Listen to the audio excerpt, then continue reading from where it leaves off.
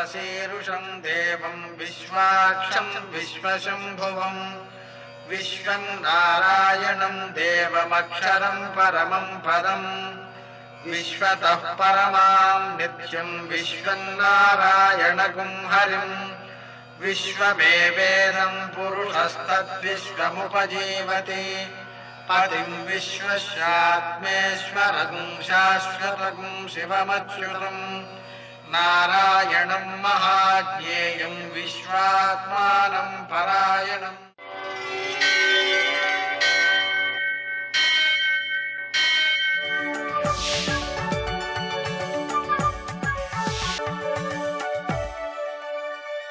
सूर्यशौर्यमथेन्दुरिन्द्रपदवी सन्मङ्गलं मङ्गलम्। यः कर्ता जगतां भर्ता संहर्ता महसां निधिः प्रणमामि तमादित्यं बहिरन्तस्तमोपहं। నేటి కాలమాన విశేషాలను గమనిద్దాం. స్వస్తి శ్రీ చాంద్రమాన విజయనామ సంవత్సరం ఉత్తరాయణం శిశిరఋతువు మాఘమాసం కృష్ణపక్షం ఆదివారం. సూర్యోదయం 6:42 సూర్యాస్తమయం 6:17. తిథి అష్టమి ఉదయం 10 గంటల వరకు. నక్షత్రం అనురాధ ఉదయం 10:25 వరకు. వర్జం మధ్యాహ్నం 3:45 నుంచి 5:16 వరకు. దుర్ముహూర్తం మధ్యాహ్నం 4:44 నుంచి 5:31 వరకు. అమృతకాలం రాత్రి 12:54 నుంచి 2:25 వరకు. రాహుకాలం ఆదివారం కాబట్టి సాయంకాలం 4:30 నుంచి 6 గంటల వరకు. నేటి విశేషాలు. అన్వష్టక అష్టమికి తరువాత రోజుగా దీన్ని మనం పితృదేవతారాధనకు వినియోగించుకుంటూ ఉంటాం. అలాగే ఈరోజు మాఘపు ఆదివారం. ఆ విధంగా మనం సూర్యనారాయణమూర్తిని ఆరాధించటం, పూజించటం, నమస్కారాలు చేయడం, నదీ స్నానం చేయడం, పాయసాన్ని నీరు కలపకుండా ఆవు నేతితో కలిపిన బియ్యాన్ని వేసి వండి దాన్ని నివేదన చేయడం, ప్రసాదం స్వీకరించడం, ఒంటిపూట భోజనం చేయడం మొదలైన చర్యల ద్వారా మనం ఆరోగ్యాన్ని పరిరక్షించుకోవచ్చు. విశేషించి నేత్రారోగ్యాన్ని రక్షించుకోవడానికి కూడా ఇది చాలా బాగా ఉపకరిస్తుంది. సూర్యనారాయణమూర్తికి సంబంధించినటువంటి స్తోత్రాన్ని పారాయణ చేసుకోవడం అది విశేషమైనటువంటి శుభఫలితాన్ని ఇస్తుంది, పరిపూర్ణ మానసిక శారీరక ఆరోగ్యాలను అందజేస్తుంది. నేటి ఆణిముత్యాలు.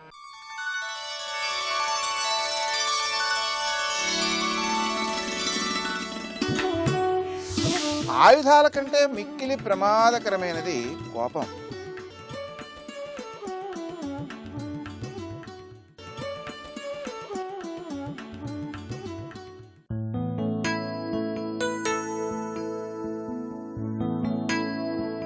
పసిపిల్లలు భగవంతుని కలలు. పిల్లల్ని పెంచడం అంటే నీ బాల్యాన్ని తిరిగి జీవించడమే. ఎప్పుడూ వారికి ఏం నేర్పాలా అని ఆలోచించటం మాని వారితో కలిసి జీవించగలిగితే అదే అందమైన పునాది అవుతుంది.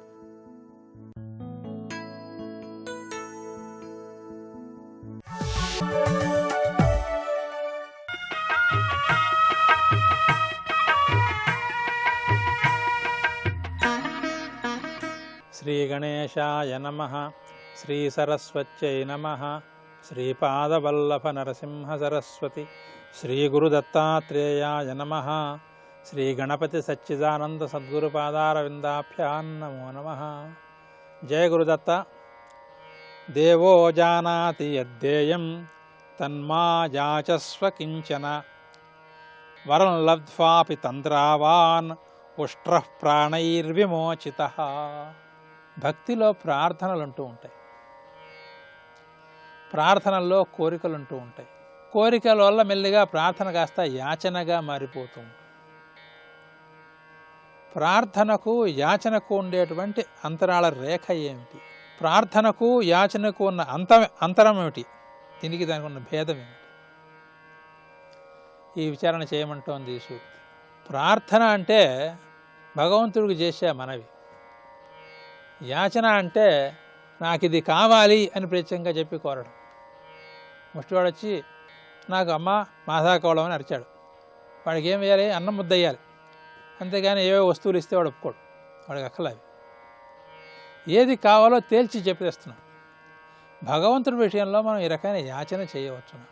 భగవంతుడు సర్వజ్ఞుడు, ఆయన సర్వశక్తి సంపన్నుడు, అపార కరుణా పరిపూర్ణుడు అనేటువంటి జ్ఞానం కనుక ఉన్నట్టయితే మనకి ఏమి ఇవ్వాలో, మనకి ఏది అర్హమో, దేనివల్ల మనం బాగుపడతామో ఆయనకు తెలుసు అనేటువంటి భావన మనకు వస్తుంది. అప్పుడు మనం ఆయన ప్రత్యేకంగా ఇది ఇమ్మని డిమాండ్ చేసే పరిస్థితి మనకు ఉండదు.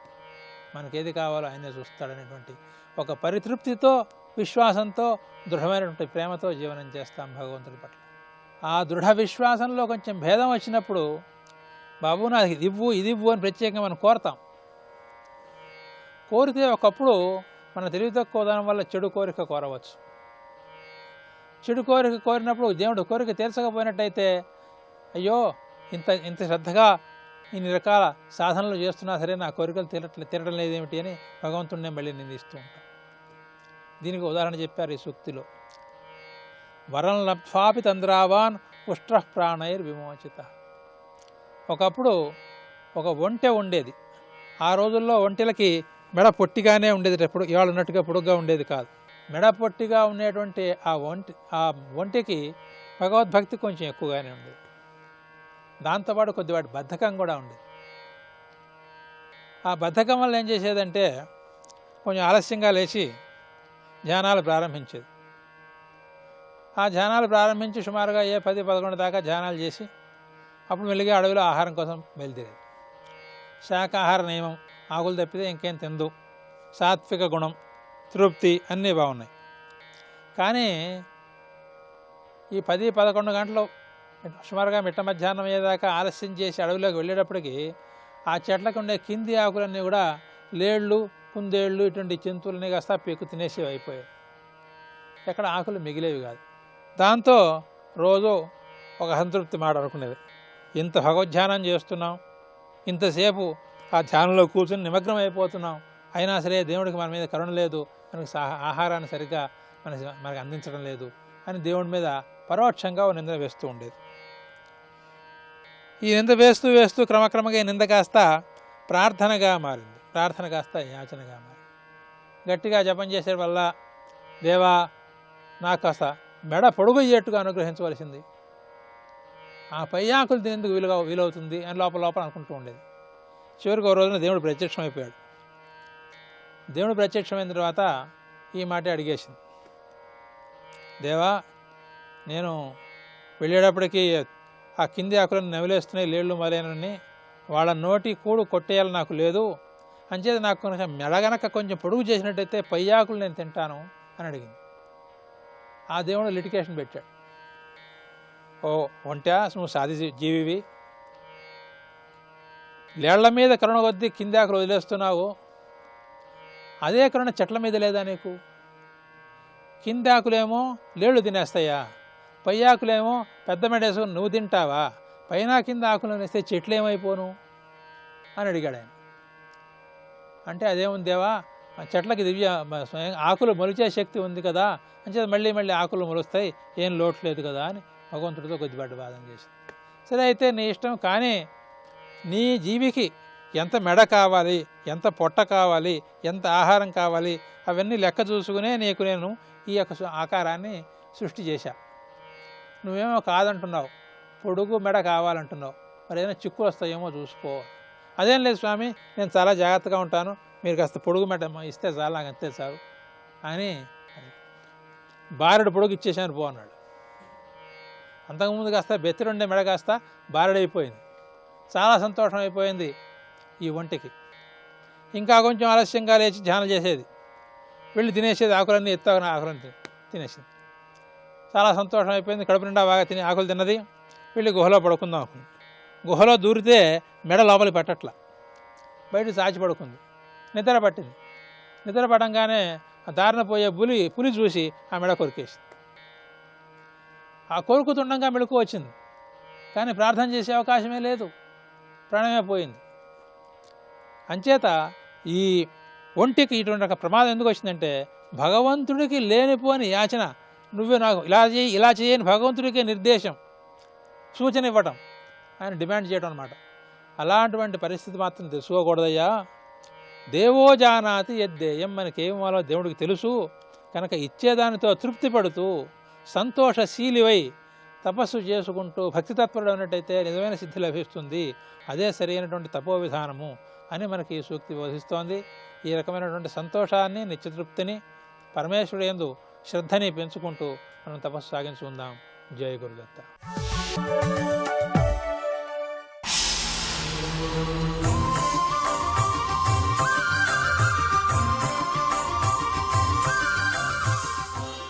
శతక సాహితీ సరస్వతికి నమస్కారం. కలకండల్ తినిపించినట్టులుగా విజ్ఞానంబునందించువారలతో కయ్యము కల్గుట మిగుల చిత్రంబైన అంశంబు దుర్బలుడే చెప్పుడు మాటలన్ వినును నేరమ్ముల్ త్రయీతుల్యమై తలకెక్కున్ గద నీకు తచ్చిరము సొంతమై అహంకారమా. ఓ అహంకారమా, కలకండం తినిపించినట్టులుగా విజ్ఞానంబు నందించువారలతో కయ్యము కల్గుట. చక్కగా పటిక బెల్లం ముక్క నోటికి అందించినట్టుగా ఎక్కడెక్కడ ఏ ఏ శాస్త్రములలో ఎటువంటి క్లిష్టమైనటువంటి అంశాలు ఉన్నా నీకు తెలియనివి వాటన్నిటినీ కూడా చాలా చక్కగా పటికి బెల్లం ముక్క నోటికి అందించినట్టుగా తెలియజేసేటువంటి విజ్ఞాన నిధులతో నీకు గొడవ, వారితోనా నీకు కయ్యం. ఎందువల్ల కలుగుతున్నదో తెలుసా? నిన్ను అహంకారం ఆవేశించటం వల్ల. నువ్వు ఈ సద్గురువుల వల్ల నువ్వు పొందిందేమిటి? జ్ఞానం. జ్ఞానాన్ని పొంది గొప్ప పేరు గడించి అజ్ఞానంలో పడి వీరు నాకేం చేశారు, వీరు నాకేం చెప్పారు, అంతా నాకే తెలుసు, నా వల్లనే నేను ఇంత తెలుసుకున్నాను, ఇదంతా నా కృషి అనుకుంటున్నావు అంటే నీ జ్ఞానం ఏమైపోయిందో ఒక్కసారి ఆలోచించుకో. ఇది అహంకారం వల్ల ఆ జ్ఞానం మరుగునబడి అజ్ఞానం నీలో తాండవం చేస్తూ ఇలా అనిపిస్తున్నది. విజ్ఞానంబునందించువారలతో కయ్యము గల్గుట మిగుల చిత్రంబైన అంశంబు. ఇదే వింత. జ్ఞాని కూడా ఇలా ప్రవర్తిస్తున్నాడంటే ఇంతకన్నా వింతేముంది? దుర్బలుడే చెప్పుడు మాటలను వినును. ఇలా చెప్పుడు మాటలు విన్నాడు అంటే వాడు తప్పకుండా బలహీనుడైతేనే వింటాడు. ఎట్టి పరిస్థితుల్లో బలవంతుడు ఈ చెప్పుడు మాటలు విని నమ్మడు, వింటాడు గాని నమ్మడు. వీడెందుకు చెబుతున్నాడు అనేది అక్కడ ఆలోచిస్తాడు తప్ప ఆయన నా గురించి ఇలా అన్నాడా అనేది అది ఆలోచించడు. దుర్బలుడే చెప్పుడు మాటలన్ వినున్ నేరమ్ముల్ త్రయీతుల్యమై తలకెక్కున్. ఈ చాడీలన్నీ కూడా వేదవాక్కుల్లాగా ఇవి మనస్సులోకి వెళ్ళిపోయి మనస్సులో నాటుకుని అక్కడ తిష్టవేస్తాయి. ఈ చెప్పినటువంటి చాడీలన్నీ కూడా నీకు తచ్చిరము సొంతమై అహంకారమా. వాడి తల నీకు నివాస స్థానమైపోతుంది. వాడి బుర్రలో ఉండేదంతా ఏమిటి అంటే ఇంతకు పూర్వం జ్ఞానం, ఇప్పుడు అహంకారం. తచ్చిరము సొంతమై అహంకారమా. నీకు వాడి శిరస్సు నివాస స్థానం అయిపోయి ఈ నేరమ్ముల్ త్రయీతుల్యమై తలకెక్కున్ కదా. ఇవే వేదవాక్కులై తలకెక్కుతాయి. ఎందుకనంటే అహంకారం అప్పటికే వీడి తలలో ప్రవేశించి వాటిని స్వాగతిస్తుంది. ఆ చాడీలని, ఆ చాడీలకి స్థానం కల్పిస్తుంది తనతో పాటుగా. అక్కడ నుండి వీడు జ్ఞానంతో ఆలోచించకుండా ఈ చెప్పినటువంటి చాడీలు ఇవి నిజం అనుకుని వీటితోనే ఆలోచిస్తూ ఆ వ్యక్తిని అలాగే చూస్తూ ఉంటాడు. వీడు నా గురించి ఇలా అపనిందలు వేశాడు, నా గురించి ఇలా చెడుగా మాట్లాడాడు అనే దృష్టితోనే వాడిని చూస్తూ ఉంటాడు. ఎందుకంటే వీడి బుర్రలో ఇప్పుడు ఉన్నది అహంకారము, ఈ చాడీలే. కనుక ఈ విషయంలో చాలా జాగ్రత్త వహించాలి.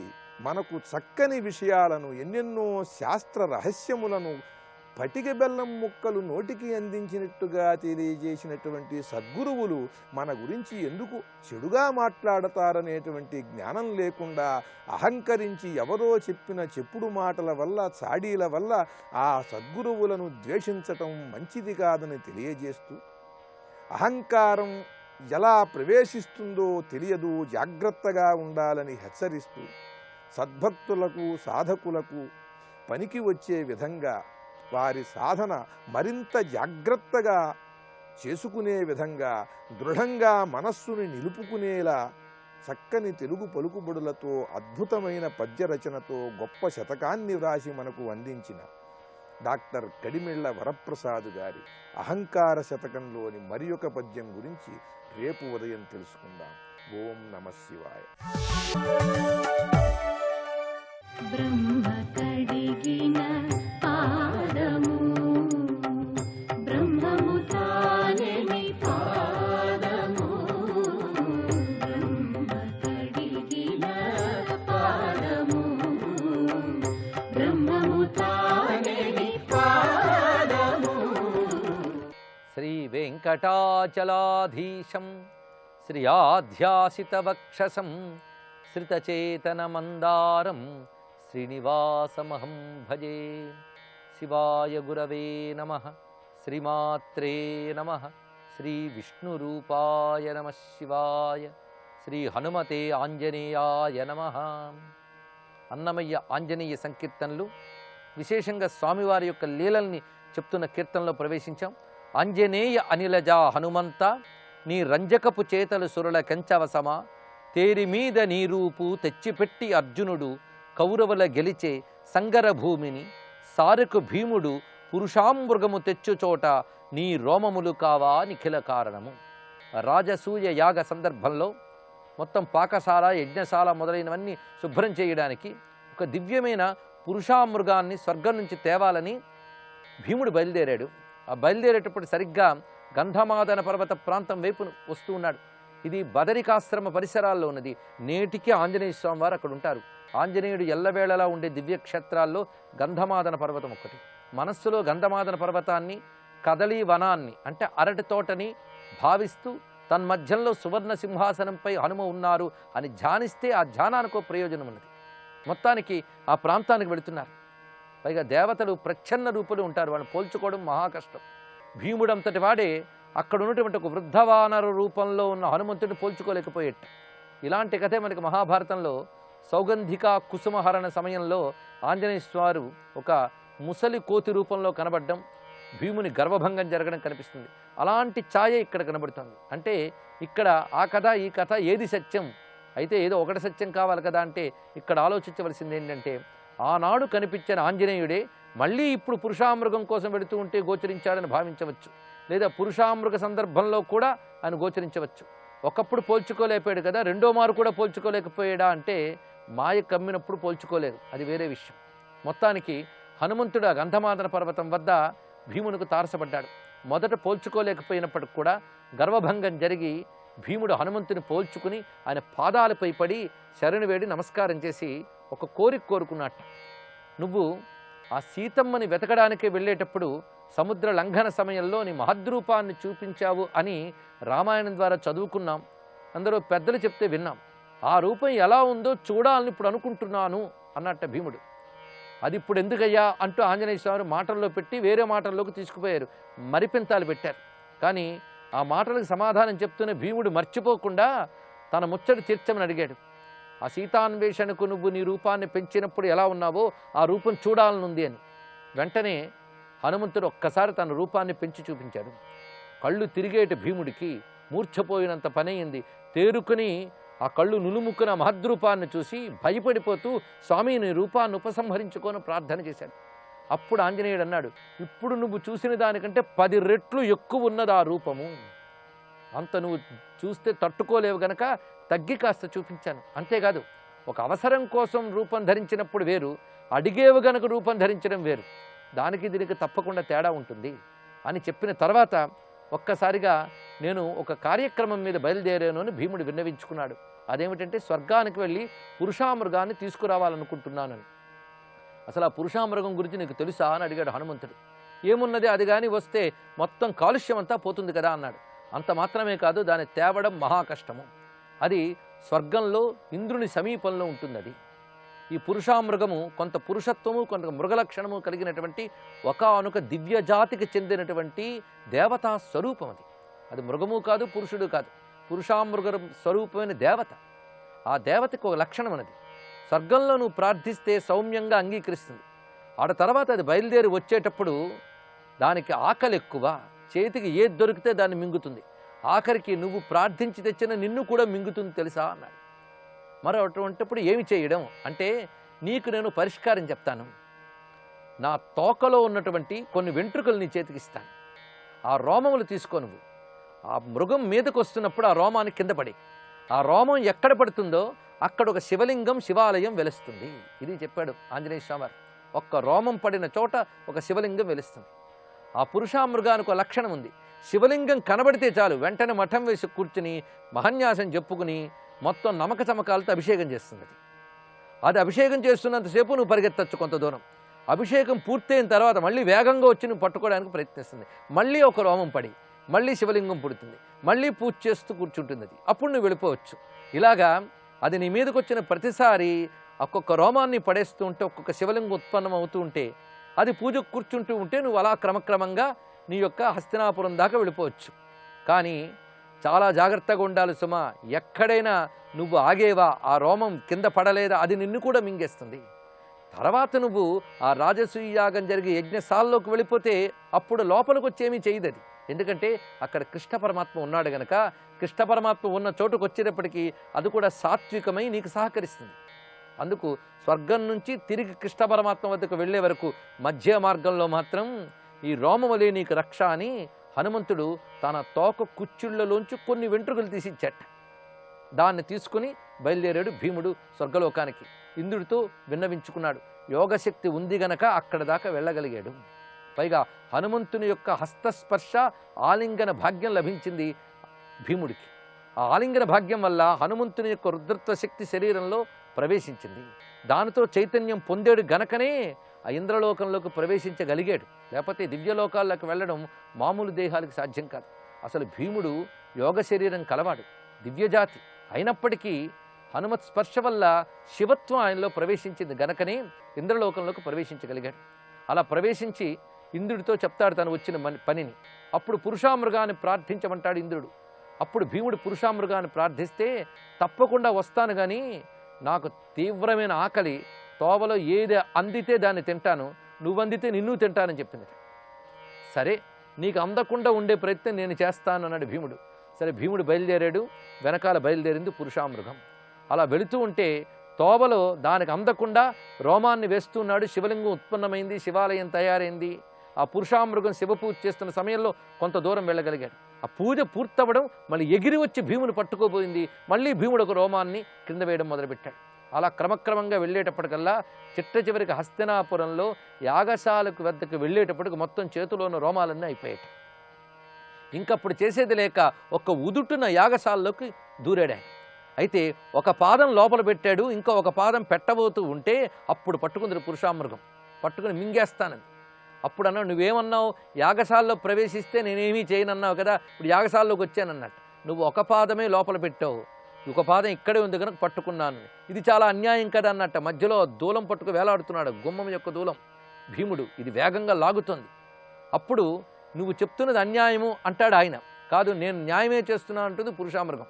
ఆఖరికి పురుషామృగం ఒకటి అన్నదిట, ధర్మరాజుని పిలువు, ఆయన అసలు నిష్పక్షపాతంగా న్యాయం చెప్తాడు కనుక ఆయన్ని అడుగుతాను అన్నది. వెంటనే ధర్మరాజు అక్కడికి వచ్చాడు. ఏం జరుగుతున్నదా అని పురుషామృగానికి నమస్కరించాడు. ఈ తమ్ముడు అపరాధాన్ని క్షమించమని వేడుకున్నాడు. ఇంతకీ నేను చేయవలసిన కర్తవ్యం ఏమిటి అంటే, ఇదిగో ఒక పాదం లోపల పెట్టాడు, లోపల వెళితే నేనేమీ చేయనన్నాను కనుక లోపలికి వెళ్ళిన పాదాన్ని, లోపలికి వెళ్ళిన భాగాన్ని నేనేం చేయను, కానీ బయట ఉన్న భాగాన్ని నేను మింగుతాను ముందే చెప్పాను. దాన్ని బట్టి నేను ఇప్పుడు ఏం చెయ్యాలి, నువ్వు ధర్మం చెప్పు అని ధర్మరాజుని అడిగింది పురుషామృగం. వెంటనే ధర్మరాజు, అమ్మా నువ్వు చెప్పినటువంటి విషయం నిజమే, లోపల వెళ్ళిన భాగం నీది కాదు, బయట ఉన్న భాగం నీది కనుక మింగేవచ్చన్నట్ట. వెంటనే తమ్ముడు అని కూడా పక్షపాతం లేకుండా నిష్పక్షపాతంగా ధర్మం చెప్పినందుకు ధర్మరాజు పట్ల సంతోషించి పురుషామృగం మొత్తంగా భీముడిని వదిలివేసింది అని చెప్పారు. ధర్మరాజు యొక్క ధర్మనిష్టను కూడా చెప్పారు. అక్కడున్న కృష్ణ పరమాత్మను చూసి పురుషామృగం నమస్కరించి వచ్చిన పని పూర్తి చేసింది. ఇది మనకి సంహితా గ్రంథాల్లో కనబడుతున్న ఒక అద్భుతమైన కథ. ఈ కథలో ఉన్న సౌందర్యం ఏమిటి అంటే, కథలు నిజంగా జరిగాయా లేదా అని ఇక్కడ పరీక్ష పెట్టడం కాదు. పురాణ కథలు ఇక ఇతిహాస కథలు రెండిట్లో కొన్ని భేదాలు ఉంటాయి. ఇతిహాస కథలు యథాతథంగా జరుగుతాయి. పురాణ కథలు జరగలేదని చెప్పలేం. అక్కడ చెప్పనిది ఇక్కడ చెప్తారు. ఒకవేళ జరగలేదు అనుకున్నా కూడా ఉపాసనాపరమైన కొన్ని మహిమలు చెప్పడం కోసం కొన్ని కథల్ని సంకేతిస్తారు. ఇక్కడ హనుమత్ స్వరూపం సాక్షాత్ శివరూపం అని చెప్పడం, అందులో ప్రతి రోమకూపం కూడా శివతేజంతో ప్రకాశిస్తున్నది. అందుకు హనుమంతుని తోక కుచ్చులోనే ఇంత అద్భుతమైన శివస్వరూపాలు దాగి ఉన్నాయి. అందుకే అదొక్క చోట ఒక రోమం పడితే ఒక లింగము, ఒక శివాలయము వెలసింది అంటే ఒక్కొక్క ఆ రోమములో ఎంత శివశక్తి ఉందో తెలుసుకోవలసిన విశేషమున్నది. ఇది హనుమదుపాసన మహిమ, అది రక్షిస్తూ ఉన్నది. అందుకే ఆ కథనంతటిని కలిపి అన్నమాచార్యుల వారు 2 వాక్యాలు మొత్తం చూపించారు. అంటే అన్నమయ్య కీర్తన అర్థం చేసుకోవాలంటే ఆ పురాణ కథల పరిచయం అంత అవసరం. అందుకే శృతులై శాస్త్రములై పురాణముఖులై సుజ్ఞాన సారంభులై యతి లోకాగమ వీధులై వివిధ మంత్రార్థంబులై నీతులై కృతులై వెంకటశైలవల్లభరతి క్రీడా రహస్యంబులై నుతులై తాళులపాక అన్నయ్య వచో నూత్న క్రియల్ చిన్నగున్ అని చిన్న తిరుమలాచార్యుల వారు అన్నమయ్య కీర్తనలో పురాణ కథలు, వేదములు, విశేషములు ఎన్నెన్నో దాగి ఉంటాయని చెప్పారు. ఎలా దాగి ఉంటాయి ఇప్పుడు మనకు తెలిసిపోయింది. సారకు భీముడు పురుషామృగము తెచ్చుచోట నీ రోమములు కావా నిఖిల కారణము అని అన్నమయ్య ఈ కీర్తనలో ఈ వాక్యంలో మొత్తం సంహితా గ్రంథంలోని కథనంతటిని చూపిస్తున్నాడు. ఇది హనుమంతుని చేతల్లో ఉన్నటువంటి గొప్పతనం చెప్తూ ఆంజనేయ అనిలజ హనుమంత నీ రంజకపు చేతలు సురుల కెంచవసమ. ఇలా భారతంలోని కథ ఒకటి, సంహితా గ్రంథాల్లోని కథ ఒకటి, 2 భారత పాత్రలకు సంబంధించినవి. ఒకటి అర్జునుడిని అనుగ్రహించింది, ఒకటి భీముడిని అనుగ్రహించినటువంటి అంశాన్ని తీసుకుని మొదటి చరణంలో చూపించారు. మళ్ళీ రామాయణంలో ఆంజనేయ లీలను చూపిస్తున్నారు. నీ మూలమునగాదే నెలవై సుగ్రీవుడు రాముని గొలిచి కపిరాజాయను, రాముడు నీ వంకనేపో రమణి సీతాదేవి ప్రేమముతో మగుడను పెండ్లాడెను. ఈ చరణంలో మొదటి భాగం సుగ్రీవుడు హనుమంతుని కారణంగా ఏ విధంగా ధన్యుడయ్యాడో వివరిస్తున్నారు. నీ మూలమునగాదే నెలవై సుగ్రీవుడు రాముని గొలిచి కపిరాజాయను. సుగ్రీవుడు వానరరాజు ఎలా అయ్యాడంటే రాముని అనుగ్రహం చేతనే అయ్యాడు. అయితే ఆ స్థితి ఎలా వచ్చిందంటే నీ మూలమును కాదే, హనుమంతుని యొక్క కారణంగానే సుగ్రీవుడికి కపిరాజత్వం లభించింది. అయితే దానికంటే ముందు లభించింది రాముని గొలిచి, రాముని మిత్రత్వం లభించింది. ఇక్కడ హనుమదుపాసన రహస్యాన్ని రామాయణం అద్భుతంగా సంకేతించి చూపిస్తోంది మనకి. సుగ్రీవుడు హనుమంతుడు, ఈ 2 పాత్రల్లో హనుమంతుడు సుగ్రీవుని చెంతనే ఉన్నాడు. ఎలాగూ సచివుడిగా అంటే ప్రధానమంత్రిగా ఉన్నాడు. ఆ సమయంలో రామలక్ష్మణ ఉభయుల్ని పోల్చుకుని హనుమంతుడు వెళ్ళి మాట్లాడి తానే దగ్గరుండి రాముని స్నేహభాగ్యాన్ని సుగ్రీవునికి ఇప్పించాడు. అంటే సుగ్రీవుడికి రాముడితో స్నేహం హనుమద్ అనుగ్రహం వల్లనే లభించింది. ఇక్కడ గమనించుకోవాల్సిన గొప్ప ఉపాసన విశేషం ఉన్నది. అదేమిటో రేపు పరిశీలిద్దాం. సర్వం శ్రీ హనుమచ్చరణారవిందార్పణమస్తు. శ్రీరామ జయ రామ జయ జయ రామ.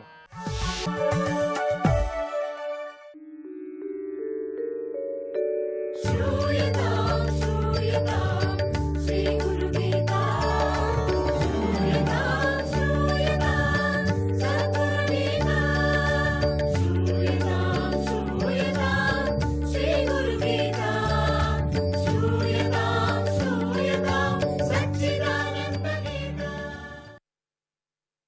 गुरुवक्त्रस्थिता विद्या प्राप्यते तत्प्रसादतः तस्मात्तं देशिकं ध्यायेत् यथा योषित् प्रियं स्वकम्.